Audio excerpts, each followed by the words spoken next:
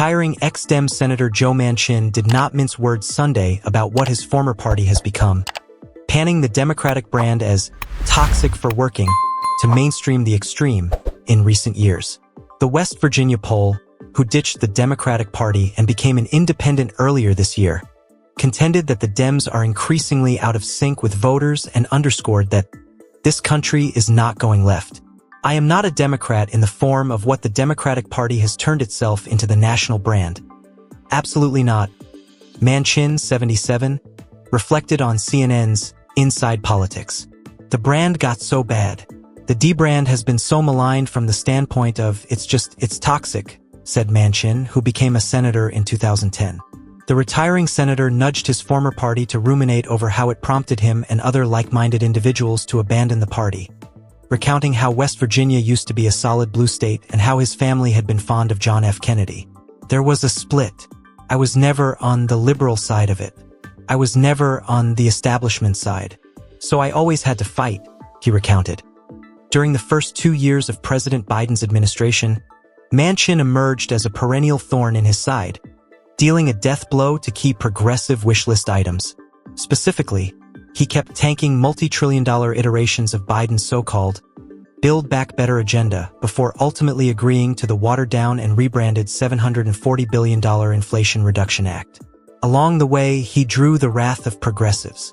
Still, Manchin was one of the reasons Democrats held the then 50-50 Senate during Biden's first 2 years. At least on paper. He was an extremely rare Democrat from a state that President-elect Donald Trump won by roughly 40 points in both 2020 and 2024.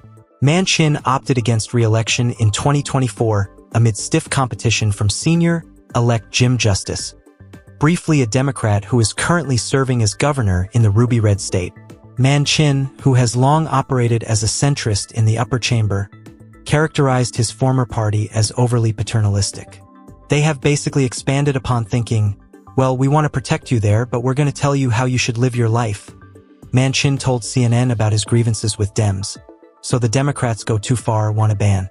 The Republican says, oh, let the good times roll. Let anybody have anything they want. He continued, just some common sense things there.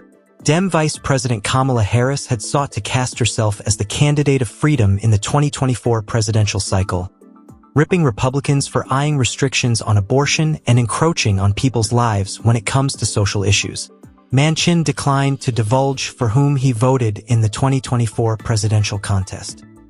At one point during the race, he flirted with a presidential run and had been lobbied by the No Labels movement, but the retiring senator concluded he had no chance of winning, especially because of cumbersome ballot rules in various states. Still, he believes there should be an alternative party to the duopoly.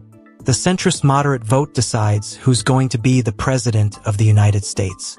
And when candidates get here, they don't govern that way. Neither side does.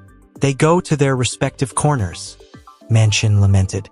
So if the center had a voice and had a party that could make both of these, the Democrat-Republican Party, come back, okay, that would be something.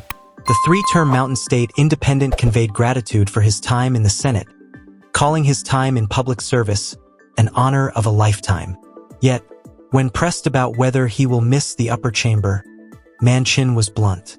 I don't think so, he said.